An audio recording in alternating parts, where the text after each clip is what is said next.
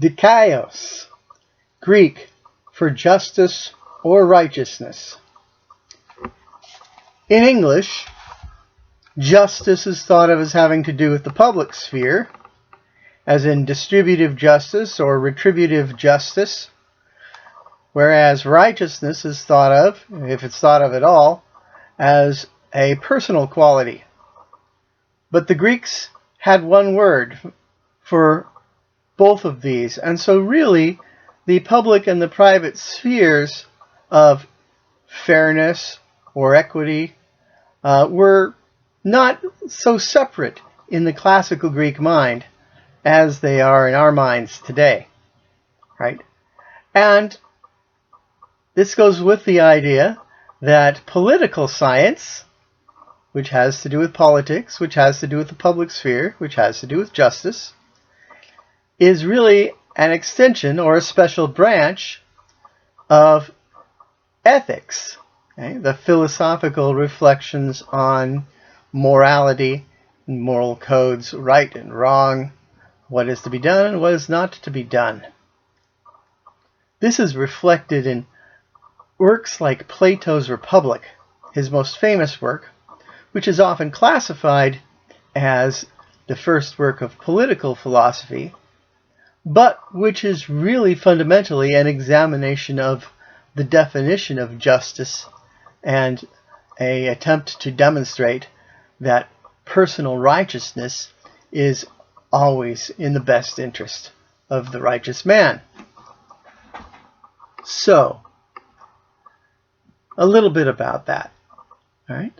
The Republic starts off as a discussion about what justice or Dikaios is. And one speaker suggests that it is simply rendering to others what is their due, or to give them what is their own. And Socrates brings up questions about that answer. Another speaker, Thrasymachus, argues that might makes right, and that justice, or Dikaios, is simply obedience to the strongest party. And Socrates also critiques that view.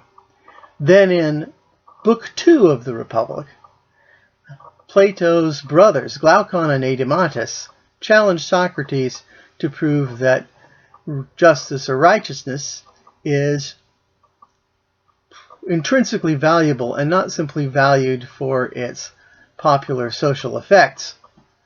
That is, Socrates undertakes to show that even if a righteous man was deprived of the honors associated with a just reputation, he would still be happier than a scoundrel who had the honors and wasn't actually righteous.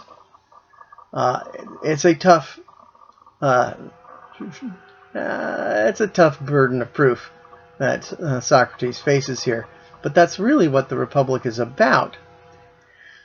The whole image of a utopian state comes up as a metaphorical vehicle for exploring what justice in the personal soul is like. Plato has a three-part theory of the psyche, or soul, where he describes an appetitive element that is concerned with the sensations and needs of the body, a passional element which is concerned with honor, glory, social standing, and a rational element that is associated with reasoning and truth. And according to Plato, the city, the ideal city that he describes in the Republic, is similarly structured into castes. There is a economic caste primarily concerned with making money and providing for the basic material needs of the polis, the city-state. And there is a military auxiliary caste concerned with honor and nobility and defending the state and keeping order within the state.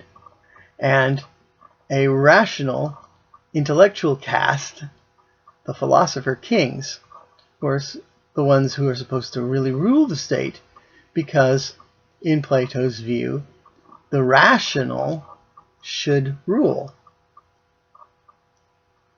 Now, okay.